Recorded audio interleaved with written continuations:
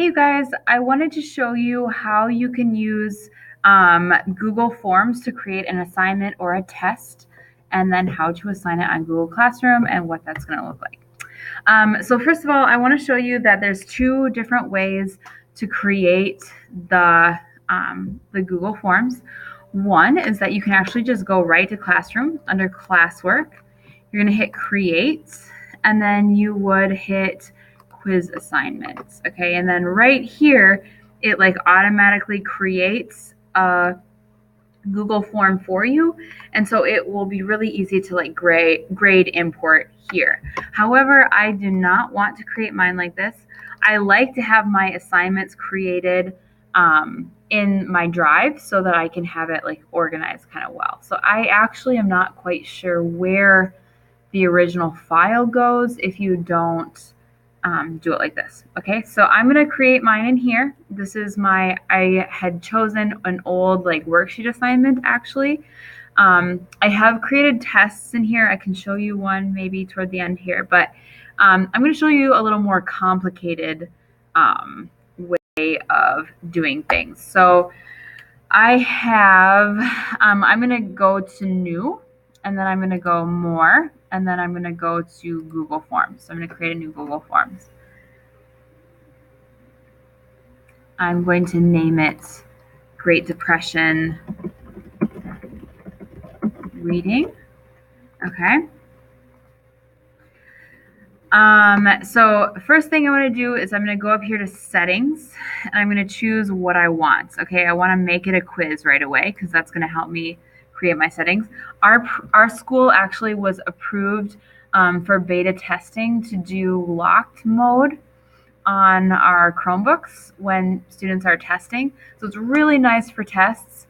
All it does is it makes it so that kids cannot leave this screen when they're on the test, and it makes it so they have to sign in with a school managed account and Chromebook.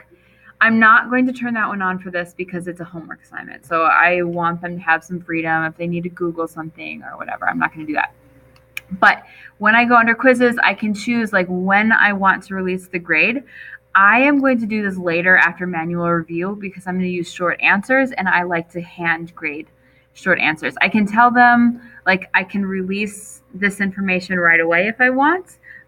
If it's like a multiple choice or something, I'm going to unclick all that because I'll just let them all know that this is going to be something I have to physically review.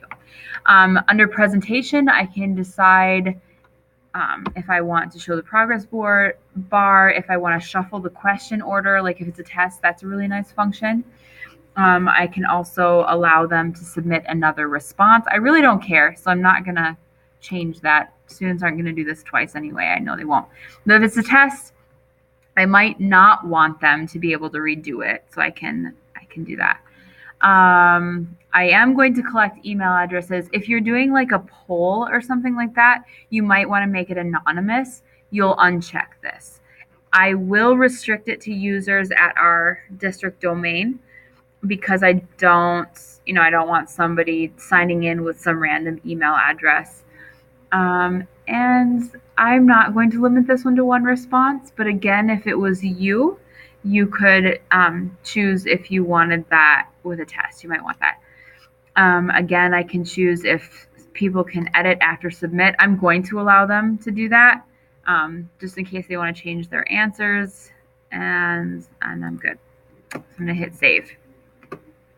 Okay, so if I wanted, there's additional like add-ons that you can use on Google Forms. They do a lot of different things. I haven't messed a lot with it, but you can add add-ons here. If I wanted to preview this like I was a student, I would just click there so you can kind of know what you're working with. Okay, so if I want to give any directions, I'm going to type them here. So I'm going to pause the video quick and do my directions so I don't have to think out loud while I'm doing that. Okay, so now I'm ready to write my first question. I just want to show you some of the options here so that can kind of help you decide what you want. So you can choose different types of questions. Okay, I've never used file upload. I'm not sure what it is, but I like drop down. I like multiple choice and the check boxes. I like the multiple choice grid. Let me just show you what that one would look like. So this could be just a different way of like looking at it. Checkbox grid, that's what that looks like. I don't know what date and time are. Oh, you could ask, this is probably more for a poll, is my guess. Okay, but you can choose short answer or paragraph.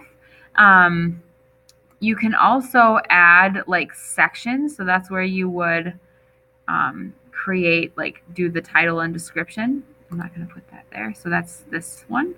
You can add an image to the section itself. So I believe that if I clicked it here, it would be adding it to the section itself.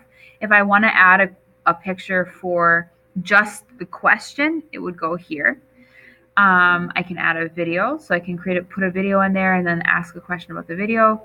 And again, this is where I would add another section. So if I was designing a test, I might do a section of short answer, a section of multiple choice, a section of fill in the blank, whatever you want to do. So that is how you do it. Okay, so I've already chosen what I want to ask about. So here it is. So this is actually an old like worksheet that I grabbed.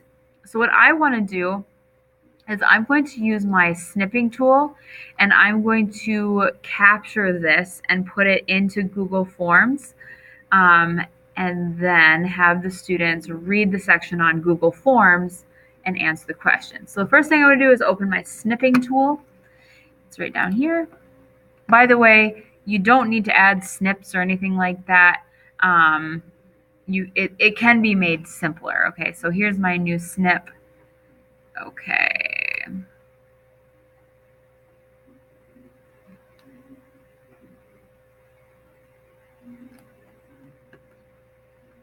Okay, I'm gonna file save as. I love the snipping tool. I use it so much. I highly suggest that you pin it to your taskbar if you haven't done it already. Okay, and I've downloaded Google File Stream, so I'm going to always use that. I love Google File Stream. Can I just say, oops, that's not what I wanted to do. So I'm just going into my Google File Stream, and so this is my actual Google Drive downloaded onto my computer. I'm going to create a pictures folder. I know this looks a little complicated, but like, to me, it's worth it for me not to have to deal with the paper. And yeah, just to have it all organized nicely for me like that. Also, I'm teaching my class online, so you know what? I'm going to make this easier on myself. Okay.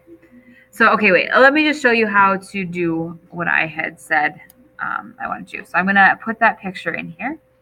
Please read the following passage and summarize the main idea in one sentence. That's my question. Now I'm going to add my picture.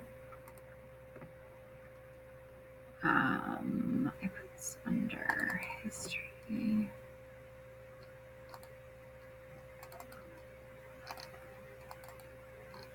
And there's my picture. Okay. So I can resize that if I want, which I will do that because I think it's kind of difficult for students to read sometimes. I'm actually going to change that to a paragraph. And then what I want to do is I want to set my answer key. So I'm going to click on answer key and I'm going to set how many points it's worth. I'll just leave this one. I'm going to leave this at 1 for now. Okay, I'm going to go back to edit the question. I'm actually going to duplicate this question. And then I'm just going to change the picture. So I'm going to go back into my snipping tool. I'm going to snip a new one.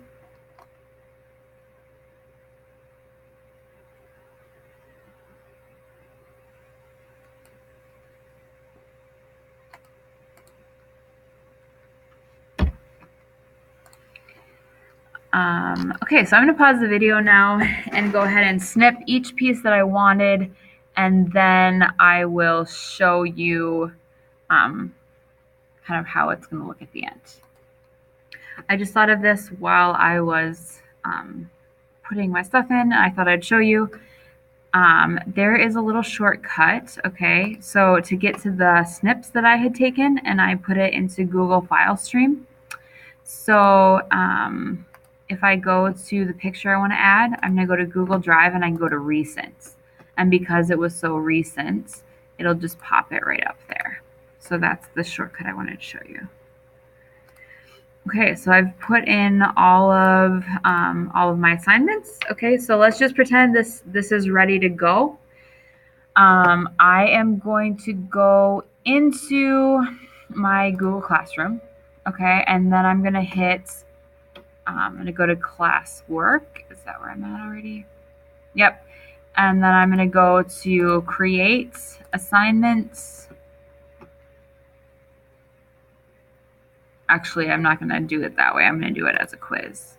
Create quiz assignment. I like that because, well, I'll show you what it does, but I'm going to get rid of that blank one. I'm going to go to Google Drive.